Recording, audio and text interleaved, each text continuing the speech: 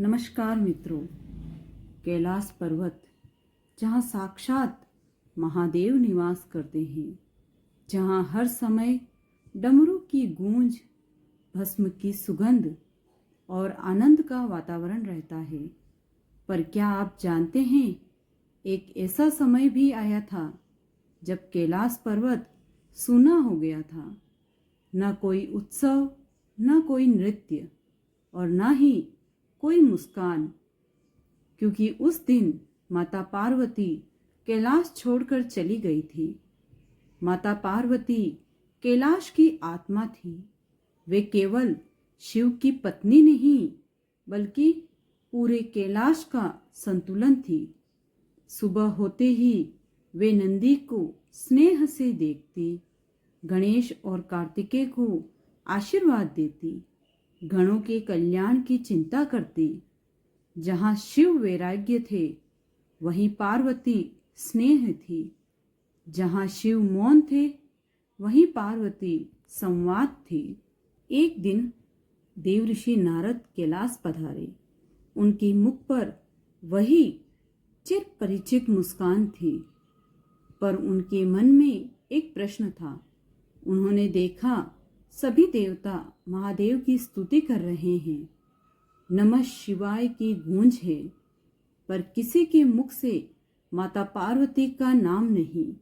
नारद मुनि शिव के पास गए और बोले, प्रभु, आपकी महिमा अपरंपार है, पर आपकी शक्ति की चर्चा कोई नहीं करता। शिव मुस्कुराए।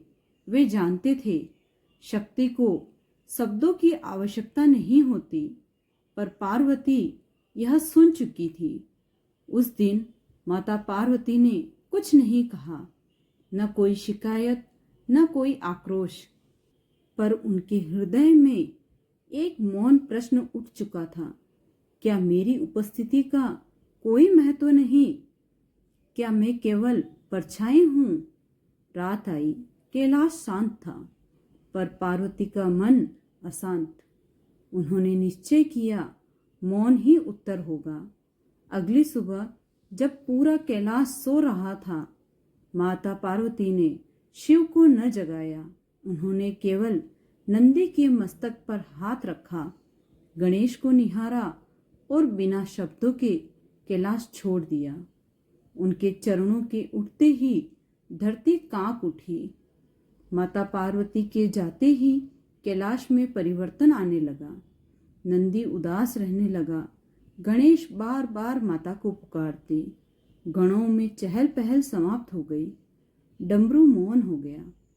भस्म भी जैसे ठंडी पड़ गई।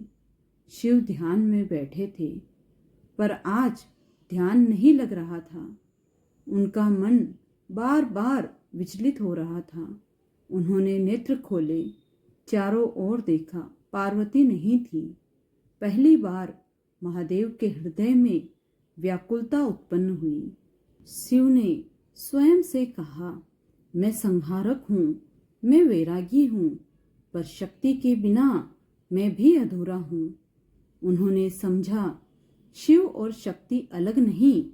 महादेव स्वयं पार्वती की खोज में निकले। नंदी उनके साथ थे।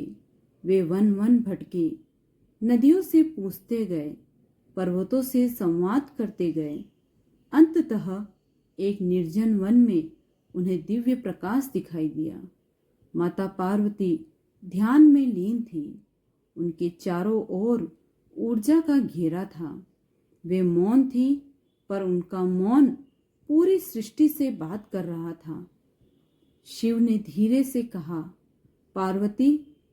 माता ने नेत्र खोले और उनकी आंखों में न क्रोध था, न आंसू, केवल शांति। शिव बोले, तुम मेरी शक्ति हो, तुम्हारे बिना मैं भी स्थिर नहीं। माता पार्वती बोली, प्रभु, शक्ति को पूजा नहीं, सम्मान चाहिए। शिव ने शीश झुका दिया। जब पार्वती कैलाश लौटी तो पर्वत फिर जीवंत हो उठा। डमरू गूंज उठा। देवताओं ने शक्ति की स्तुति की। तभी से कहा जाता है, जहाँ शक्ति का सम्मान होता है, वहीं शिव आनंदित होते हैं। नारी सम्मान ही सृष्टि का संतुलन है। मौन भी एक सशक्त संवाद है। शिव और शक्ति अलग नहीं। दोस्तों, अगर आपको ये कहानी पसंद आई हो तो प्लीज़ वीडियो को लाइक, शेयर और सब्सक्राइब जरूर करें। ओम नमः शिवाय।